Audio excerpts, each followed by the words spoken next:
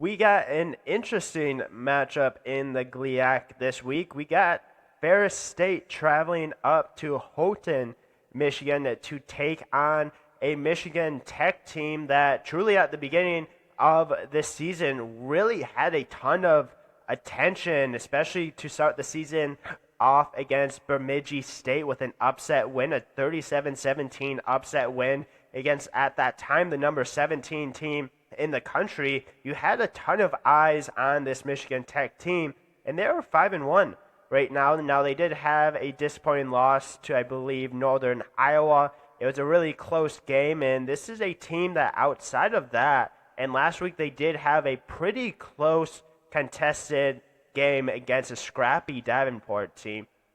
This is a Michigan Tech team that has really been making a little bit of noise this year. And I've talked about this team a little bit in the past. I've talked about their coaching. I've talked about a guy in Alex Bueno that has been great so far this year. He has truly been a guy that not only does he have 12 touchdowns to 3 interceptions, but he's a guy that has shown ability to use his legs as well. He's the second leading rusher for this Michigan Tech team.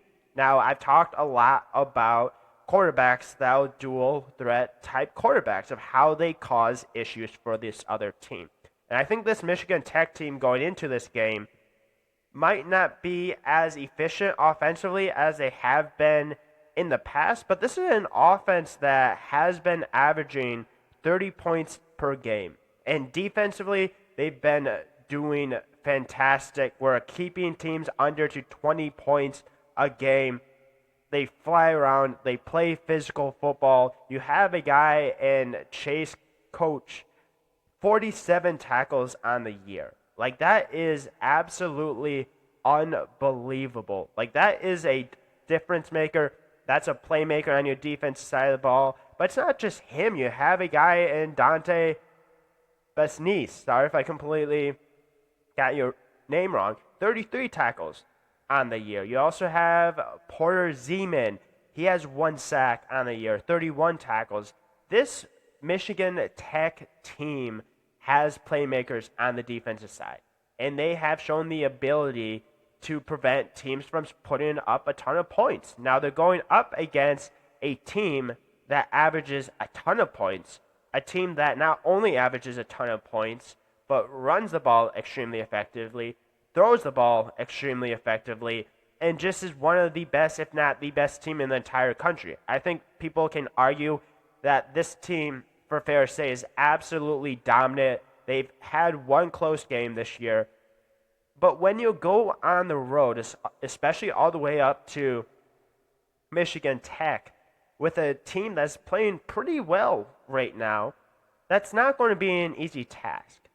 And because of that, I'm going to predict Ferris State to win. Now, do I think they're spread, or do I think the margin of victory that they have in this game is about as what they have been having this year? I think it's definitely going to be closer. I think just the travel in itself will play a factor.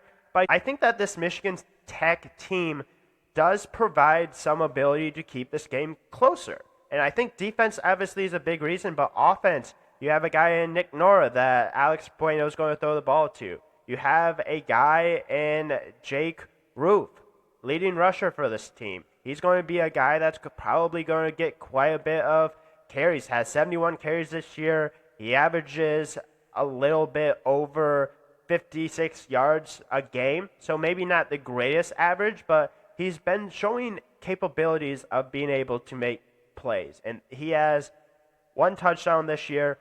They've shown some ability to run the ball, but it's truly going to be through Jake, through Alex, and then through a guy like Nick Nora, through a guy like Ethan Campbell, through a guy like Bryce Kearns. It's going to be truly those guys that are going to be the impactful ones, especially at the wide receiver position. Jake Roof, I've mentioned, he can also catch the ball out of the backfield. Ethan Hall has been a little bit productive as well. He has 96 yards on the year. It's truly going to be through the passing game that this Michigan Tech team will be able to try to attack what this Ferris State defense has done. But that is a lot harder to do than just saying it. right? Like this Ferris State defense, this Ferris State offense, they're number one in the country for a reason. They play a very difficult style to beat. And they're just so incredibly talented. They have a great quarterback. They have great wide receivers. They have a great offensive line. Defense just continues to force teams to make mistakes. Defense gets stops when they need to. And it's almost to a point where if you're down by 2 possessions for a lot of these games against Ferris State, it's extremely hard to come back from, because not only do you have to score on the defense, but you also have to stop this offense. And I think that this might be one of the best defenses that Ferris State has played this year. I think Tiffin is right up there as well.